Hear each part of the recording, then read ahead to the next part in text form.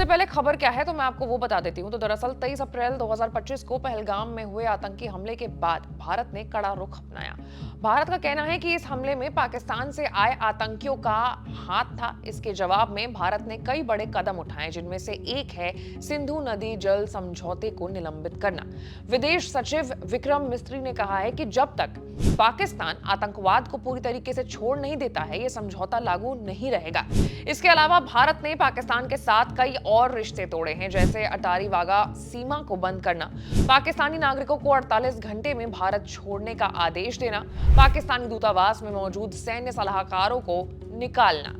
सिंधु नदी और उनकी सहायक नदियों का पानी भारत और पाकिस्तान दोनों के लिए बहुत जरूरी है। नदियों से खेती, बिजली उत्पादन और पीने का पानी मिलता है। भारत और पाकिस्तान के बीच 1960 में हुआ सिंधु नदी जल समझौता एक बार फिर से सुर्खियों में आ गया है।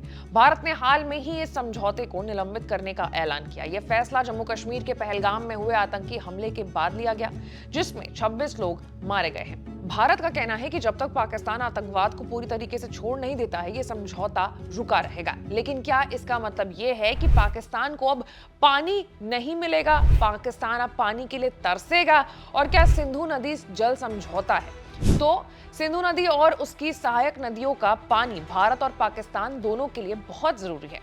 इन नदियों से खेती, बिजली उत्पादन और पीने का पानी मिलता है, जैसा कि मैंने आपको पहले भी बताया।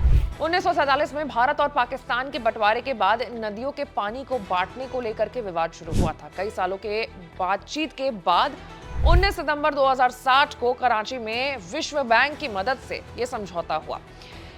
इसे भारत के पहले प्रधानमंत्री जवाहरलाल नेहरू और पाकिस्तान के राष्ट्रपति अयूब खान ने साइन किया था। इस समझौते के तहत सिंधु नदी की 6 सहायक नदियों को 2 हिस्सों में बांटा गया। पूर्वी नदियां यानी रावी, व्यास और सतलज, इसका पूरा पानी भारत को मिलेगा। भारत इनका जैसे चाहे वैसे इस्तेमाल कर सकता है।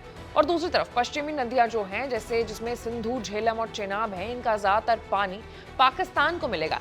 लेकिन भारत को इन नदियों पर कुछ खास काम करने की इजाजत है, जैसे बिना पानी रोके बिजली बनाने वाले बांध बनाना। इस समझौते में यह भी तय हुआ था कि दोनों देश एक दूसरे को पानी के बहाव और बांधों की जानकारी देंगे। इसके लिए एक स्थायी सिंधु आयोग बनाया गया, जिसमें दोनों देशों के एक कमिश्नर हैं। ये आयोग हर साल मिलता है और पानी से जुड़े सवालों को सुलझाता है। अब सवाल है कि क्या पाकिस्तान को पानी नहीं मिलने वाला है? यहाँ सबसे बड़ा सवाल ये है कि समझौता टूटने से पाकिस्तान क्या पानी के लिए तरसने लगेगा? पाकिस्तान में पानी मिलना बंद हो जाएगा? पाकिस्तान को मिलने वाला जो पानी है वो पूरी तरीके से बंद नहीं होगा। पाकिस्तान बूंद बूंद के लिए नहीं तरसेगा। सिंधु नदी और उसकी सहायक नदियों का जो पानी है वो प्राकृतिक रूप से बहता है। भारत ने समझौता निलंबित करने की बात कही है, लेकिन इसका मतलब ये नहीं है कि भारत इन नदियों का सारा पानी रोक देगा। भारत के पास पश्चिमी नदियों पर बड़े बांध या जलाशय बनाने की क्षमता सीमित है। इन नदियों का पानी ज्यादातर प्राकृतिक रास्तों से पाकिस्तान में चला जाता है। हालांकि समझौता निलंबित होने के बाद से भारत को अब कुछ चीजें करनी पड़ सकती है, जैसे पानी की जानकारी देना बंद करना। अब भारत पाकिस्तान को नदियों के बहाव या बांधों के जानकारी नहीं देगा। नए बांध बनाने की कोशिश, यानी भारत पश्चिमी नदियों पर नए बांध या जलाशय बना सकता है, लेकिन इसके लिए बहुत समय और पैसा चाहिए। उसके बाद पानी का कुछ हिस्सा रोकना होगा, यानी भारत उन जगहों पर पानी रोक सकता है जहां बांध छोटे हैं या संरचनाएं हैं। अब इससे पाकिस्तान को कुछ हद तक पानी मिलना जो है वो कम हो सकता है।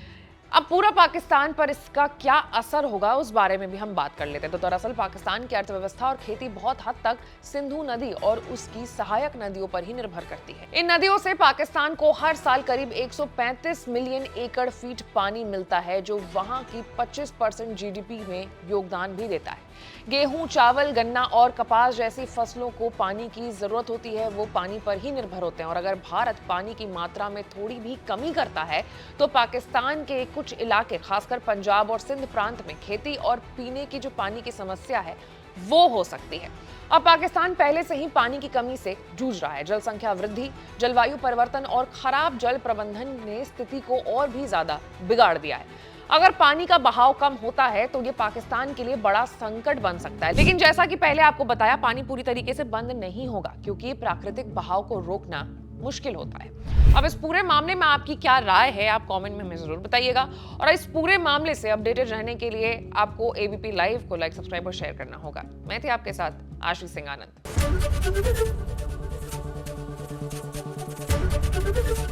एबीपी गंगा, खबर आपकी, जुबान आपकी।